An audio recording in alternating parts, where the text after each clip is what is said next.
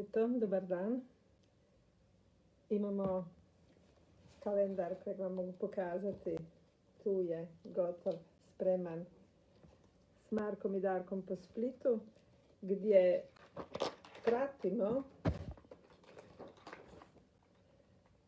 po mjesecima moju turu koju sam osmislila povodom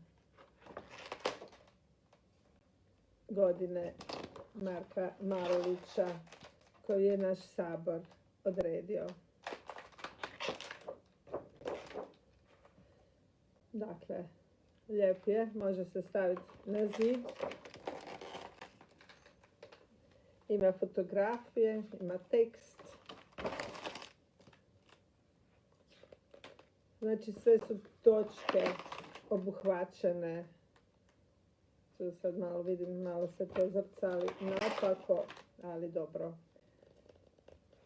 Otprilike se može vidjeti.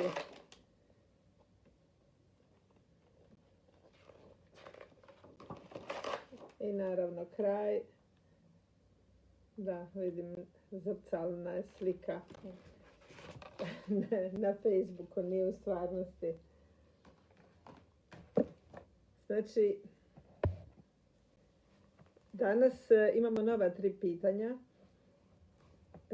Pročitat ću opet nešto, to će ostati na internetu, možete uvijek nekad naknadno pogledati, ali pitanja naravno danas tokom dana do najkasnije 6 sati.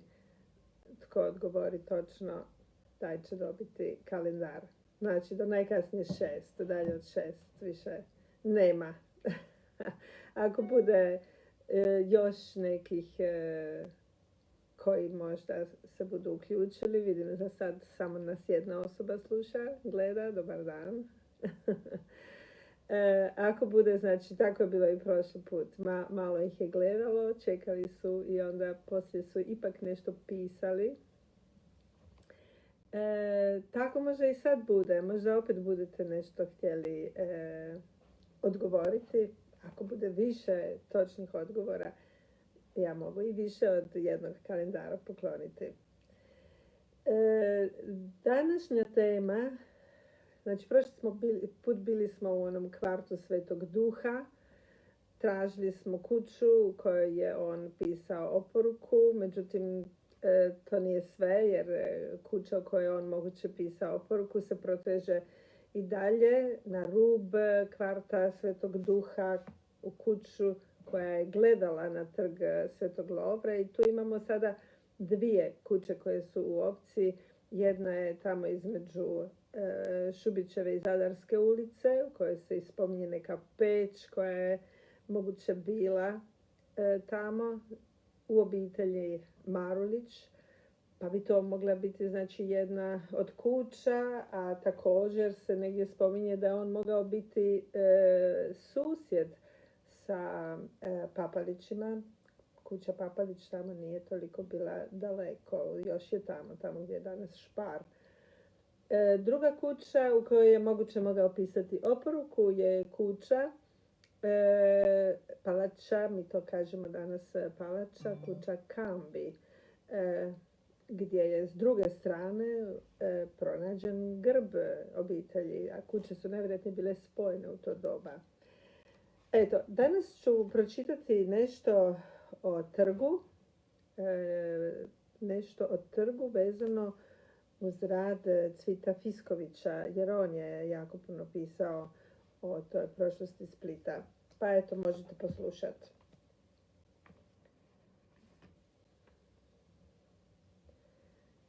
Trg Svetog Lovre, Pjaca ili Narodni trg, kako ga danas zovemo, izgledao je u Marulovo doba potpuno drugačije.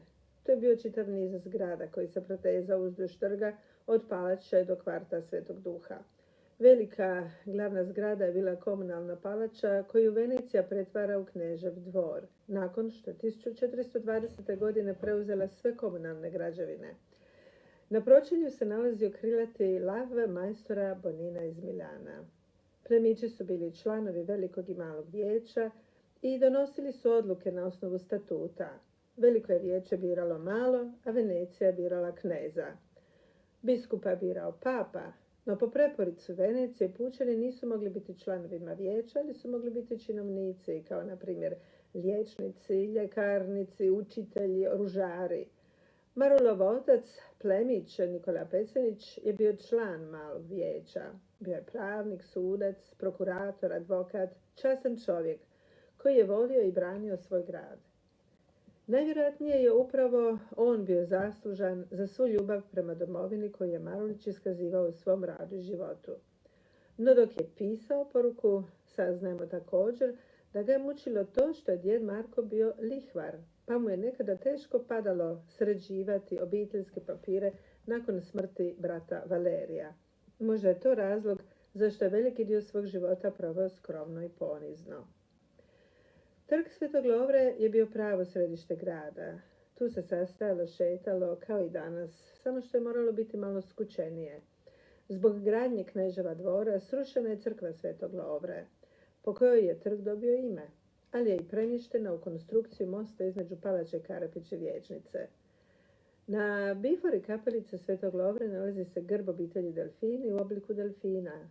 Viktor Delfini je u 2 navrata bio splitski knez, prvi put od 1437. do 1439. a drugi put od 1451. do 1453. dakle do Marulove 3. godine života. Dušt je u to vrijeme bio Foskari, čiji grb u raznim kombinacijama nalazimo po splitskim palačama, pa je tako na Kneževoj palači bio ugrađen grb Foskarija u kombinaciji s grbom kneza i kapetana Kvirinija. Taj isti grb je kasnije prenesen na Trstenik, na carsku česmu, kada arhitekt Vicko Andrić izradio rezervoar za vodu, a i srušio komunalnu palaču. U Vijećnici je povodom obilježavanja 500 godina od tiskanja Judite Marka Marulića organizirana izložba, na kojoj su također slikovni prikazi trga i kuća koje se tu nalazile. Zanimljivo je da su u komunalnoj palači odvijao i spor između Andrija Alešija i Nikole Firentinca koji je nastao na jadranskim otocima Tremitija. To bio je jedan spor, budući su oni dvoje gradili pročelja Augustinske crkve i cijeli posao ugovoren za 700 dukata. Gradnja je završena i većinom isplaćena, ali su Augustinci pak ostali dužni nekih 76 dukata i papa je onda kasnije odredio da se spor vodi u Splitu. Bilo je to dosta potrajalo, pa su dio isplaćeni, pa su dio opet naknadno isplaćeni. U svakom slučaju, eto, Split nam je bitan po tom jednom događaju. A vezano uz sam naš trg, naš Cvitofisković kaže kako je Kneževa palača bila najprostranija kuća u sklopu Narodnog trga, to jest trga Svetog Lovre. Imala je u južnom pročelju 3 ili 4 prozora na svakom katu, a po 2 prozora na katovima istočnog zida. Na južnom je zidu bio prizemni otvor i terasa sa stubištem, kojoj je pregrada bila obrubljena nizom slijepih trolisnih gotičkih lukova.